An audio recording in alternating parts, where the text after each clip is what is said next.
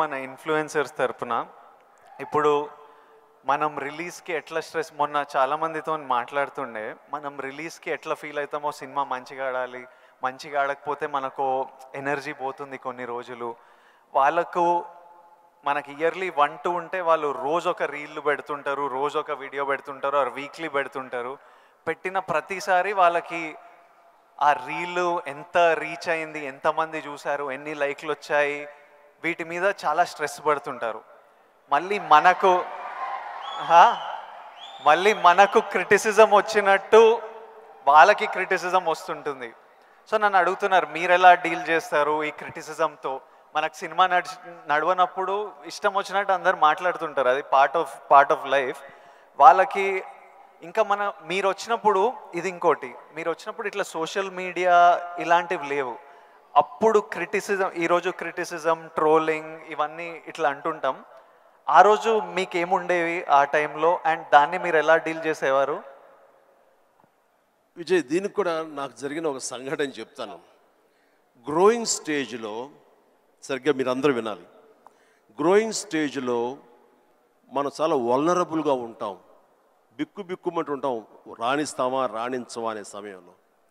ఇలాంటి సమయంలో మనం ఎప్పుడు కూడాను పాజిటివ్ అట్మాస్ఫియర్ ఉన్న చోట మాత్రమే ఉండాలి. అది ఏర్పరచుకోవటం మన చేతుల్లో ఉంది. నేను ఇంకా సినిమాలు స్టార్ట్ అవ్వలేదు, పాండీ బజార్, టీ నగర్, మెడ్రాస్, అక్కడ ఒక ఏరియా ఉంటుంది. అక్కడ చాలామంది సరదాగా ఈవినింగ్ కబుర్లు చెప్పుకోవడానికి వస్తారు. వచ్చినప్పుడు వాళ్ళ దగ్గర నేను సరదాగా వెళ్తే ఒక ఫ్రెండ్ తీసుకెళ్ళాడు, రా సరదా కూర్చొని ఒక టీ తాగి వచ్చేద్దామని. ఏంట్రా మీ ఫ్రెండా, ఎవరు, ఏం పేరు? శివశంకర్ వరప్రసాద్ అండి. ఆహా, ఓకే. ఏంటి సినిమాలో వేషాలు వేద్దామనా? అవునండి. అబ్బో ఏ వేషాలు అంటే, అవకాశం ఉంటే హీరోగా చేద్దామని.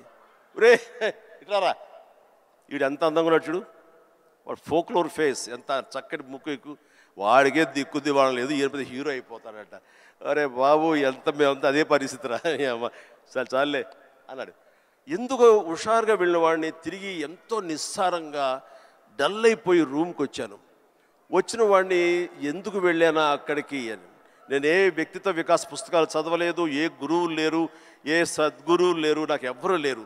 ఆ టైంలో నా ఆంజనేయ స్వామి నేను ఇంటరాక్ట్ అవుతాను, చేసుకుంటాను, నా బాధలు ఆయనతో చెప్తాను, ఆయన నాకు సమాధానం చెప్పినట్లుగా నాకు అనిపిస్తుంది, ఆ సూచనలు తీసుకుంటాను, తద్వారా అలాగే నేను వెళుతూ ఉంటాను. నేను ఎవరు వెళ్ళమన్నారు అక్కడికి? వాళ్ళందరూ దిక్కుమాలి అదోలు కదా, ఫ్రస్ట్రేటెడ్ పీపుల్. అక్కడికి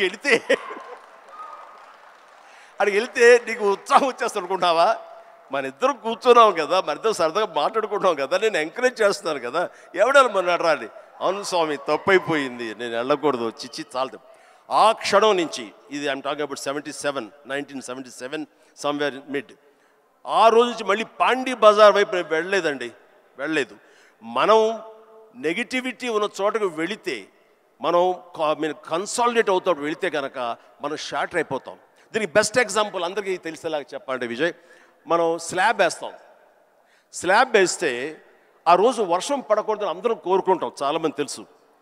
వర్షం చుక్క ఒక్కటి పడితే ఆ రోజున మొత్తం స్లాబ్ అంతా మళ్ళీ వేయాల్సి వస్తుంది, మొత్తం నిరుపయోగం అయిపోతుంది.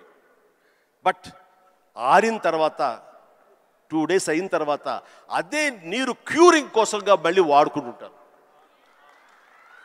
అంటే ఇంట్లో మహిళలకు తెలియాలంటే పెరుగు తోడు పెడతామండి.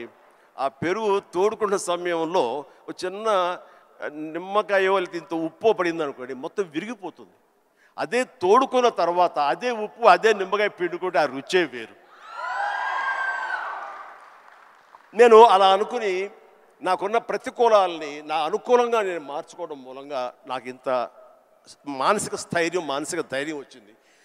నేను ఎప్పుడు అది అట్రిబ్యూట్ టు మై ఐడల్, నా భగవంతుడికి చూస్తుంటాను.